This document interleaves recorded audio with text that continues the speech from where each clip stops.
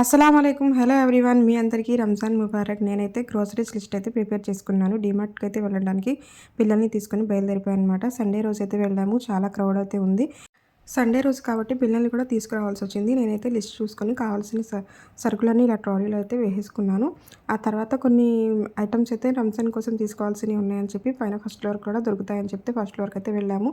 కొన్ని frozen items కూడా తీసుకున్నాననమాట. ఇంకా ఇఫ్తారీ కోసం అని చెప్పి.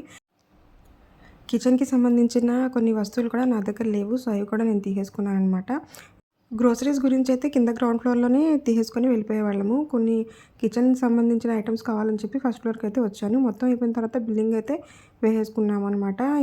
డీమార్ట్‌కెళ్తే పాప్కార్న్ అయితే కంపల్సరీగా కొనాలండి. పిల్లలకి కావాలంటే నేను తెచ్చిచ్చేసాను. ఆ తర్వాత ఇంటికొచ్చి ఇఫ్తార్ ప్రిపరేషన్స్ చేసేసాను. ఇంకా లెమన్ వాటర్ అయితే రంజాన్ నెల మొత్తం నేనైతే చేసి పెడతాననమాట. ఆ తర్వాత ఇఫ్తారీ కోసం తీసుకున్నవన్నీ ఇలా తీసుకొచ్చి దాని తర్వాత ఒకటి ఇలా ప్లేట్‌లో పెట్టేసుకున్నాను. ఇంకా ఏంటంటే ఇఫ్తారీకి ముందు మనము ఇంట్లో కిచెన్‌లోనే ఉండి టైం వేస్ట్ చేసుకోకుండా ఇఫ్తారీకి ముందు కనీసం ఒక అరగంట అయినా ముందొచ్చి కూర్చొని అల్లాతో ప్రేయర్ చేసుకుంటే మంచిదండి. ఇఫ్తార్ టైంలోనే రోజా ఉన్న వాళ్ళ దువా అయితే తప్పకుండా కబూల్ అవుతుంది. ఇంకా మీలో ఎంతమందికి తెలుసు రవ్వ గంజి గురించి? నేనైతే చిన్నప్పటి నుంచి బాగా ఇష్టంగా ఆహ్, ఇఫ్తారీ కోసం ప్రిపేర్ చేసే ఐటమ్స్‌లో రవ్వ గంజి అయితే ఉంటుంది.